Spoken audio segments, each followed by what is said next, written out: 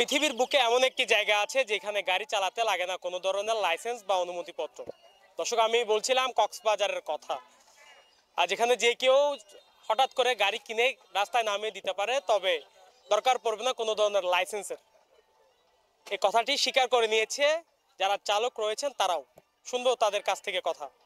আজব শহর কক্সবাজার, যেখানে গাড়ি চালাতে গাড়ির লাইসেন্স ও ড্রাইভিং লাইসেন্স লাগে না। পর্যটন এই শহরের লাইসেন্স ছাড়াই চলে যানবাহন, বিশেষ করে টমটম ও ব্যাটারি চালিত রিক্সা। তাই কক্সবাজারে এই ছোট শহরে এখন প্রায় 30,000 যানবাহন চলছে লাইসেন্স ছাড়া। যেহেতু এখানে গাড়ি চালাতে লাইসেন্স লাগে না, তাই দেশের বিভিন্ন এলাকা থেকে হাজার হাজার গাড়ি ঢুকে পড়ছে কক্সবাজার শহরে।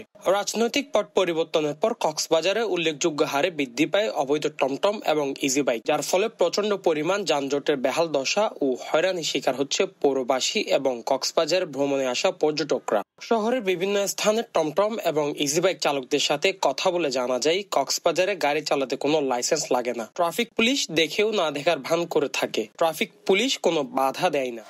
লাইসেন্স সরকারের অনুমতি না, সরকারের লাইসেন্স না, লাইসেন্স কিছুর আছে কিছু নেই। আর গান নেই। না না, আগে তো লাইসেন্স ছিল, এখন লাইসেন্স নাও তো আর লাইসেন্স এখন লাইসেন্স নেই। আরে তো ভাইয়া ব্যাগগুলো চলারেলা চালাই দে রে। গাড়ি না তার লাইসেন্স বাইর না। পারমিশন কেউ দেয় নাই, পারমিশন ছাড়া চলতেছে। ড্রাইভিং লাইসেন্স আছে? টমটমত তো কোনো ড্রাইভারের লাইসেন্স নাই। আপনার নিজের আছে? না না। রাস্তার মধ্যে গাড়ি চালাইতে লাইসেন্স লাগে, এটা জানেন? কান দিয়ে হ্যাঁ, তো ওইটা কই? শহরের যানজটের বেহাল দশা নিয়েও হতাশ স্থানীয় মানুষজন। তারা বলেন, অবৈধ এসব টমটম ও ইজি বাইকের কারণে পৌর শহরে চলাচলে হিমশিমে পড়ছেন তারা। আইন শৃঙ্খলা বাহিনীর কঠোর পদক্ষেপ পারে এই সমস্যা থেকে সমাধান করতে।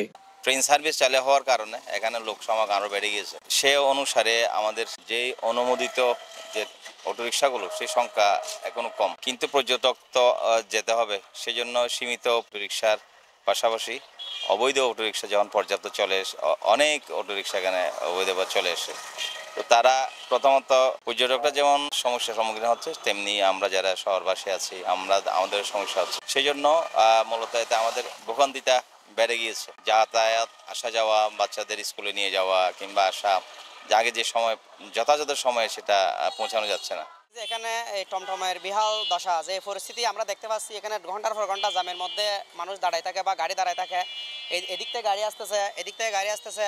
যেহেতু অতিরিক্ত গাড়ি হওয়ার কারণে এই জ্যামটা এখানে লেগে থাকে। মিনিমাম কক্সবাজারে আমাদের যা ধারণা 10,000-এর অধিক টমটম গাড়ি এখানে অবৈধভাবে ঢুকছে। যেহেতু নিয়ন্ত্রণ হচ্ছে না, এই কারণে জ্যাম বেশি হয়ে যাচ্ছে।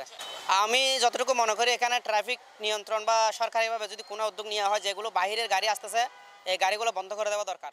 লাইসেন্স ছাড়া টমটম, ব্যাটারি চালিত কোনো যানবাহন যেন চলতে না পারে, সেজন্য জেলা প্রশাসন, পুলিশ বিভাগ ও পৌরসভার দৃষ্টি আকর্ষণ করেছেন পৌরবাসী। মির অনির, CCN।